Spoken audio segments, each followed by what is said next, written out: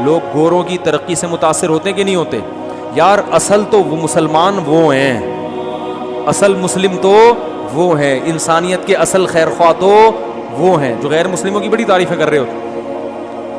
لہذا میں نے خود سنا ہے لوگوں کو، اصل تو یہ سائنسدان جائیں گے جنت میں جنہوں نے انسانیت کی اتنی خدمت کی۔ نیوٹن جائے گا، آئنسٹائن جائے گا، بڑی خدمت کی انسانیت کی انہوں نے۔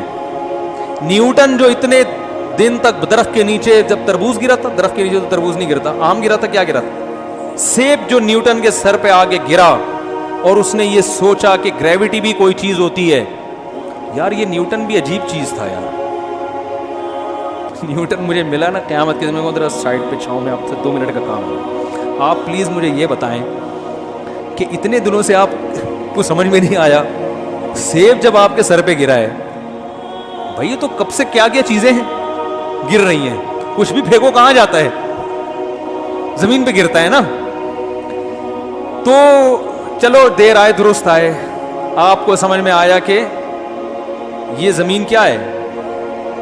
بہت اچھی ایک تھیوری تھی اس کی، بہت زبردست تھیوری تھی، جس سے انسانیت کو بہت فائدہ ہوا کہ جس چیز میں جتنا ماس زیادہ ہوگا، حجم زیادہ ہوگا، اس میں کشش اتنی ہی، یہی ہے نا نظریہ، اتنی زیادہ ہوگی۔ وہ چاند چونکہ چھوٹا ہے تو وہ زمین کے گرد گھوم رہا ہے، سورج زمین سے بھی بڑا ہے تو زمین کو سورج نے اپنے گرد، جو جتنا بڑا فنٹر ہے نا کائنات میں فنٹر گیری کے کائنات چل ہی فنٹر گیری کے اصول پہ رہی ہے، جتنا بڑا فنٹر ہے وہ اتنا زیادہ کھینچ رہا ہے۔ تو یہ اصول بنانے والا تو اللہ ہے، لیکن بتانے والا کون ہے؟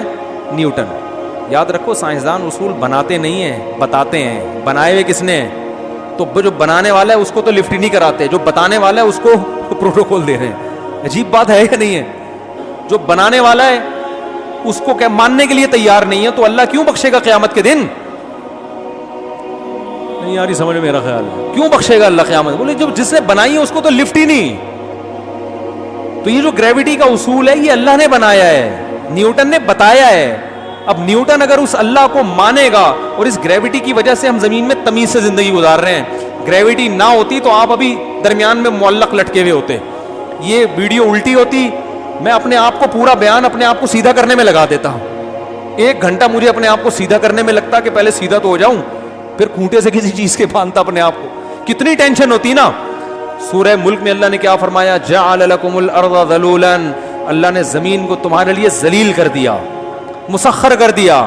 یہ مسخر میں سب چیزیں آتی ہیں، گریوٹی اتنی رکھی ہے کہ نہ ویٹ بہت زیادہ اور نہ کم، ایک حساب و کتاب سے ہر چیز ایک تمیز۔ زمین اگر اللہ 10 گنا بڑی بنا دیتے تو پھر یہ جو میرا بیان 1 گھنٹے میں ختم تو ہو جاتا، مگر اٹھنے میں 40 گھنٹے لگتے۔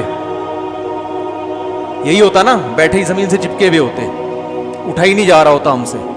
آپ لوگ بیان سننے آنا چھوڑ دیتے، اس لیے کہ جب گھر سے اٹھنے کی کوشش کرتے تو اتنی مصیبت، جیسے 40 کلو کا ویٹ رکھا ہوا ہے آپ نے اپنے اوپر، پھر چلنے میں 1 قدم اٹھانا کچھوے کی طرح چلتے، پھر یہاں آ کے بیٹھتے تو اٹھتے نہیں، پولیس آتی اٹھانے کے لیے، اور پولیس تو آپ سے بھی زیادہ لیٹ آتی کیا خیال؟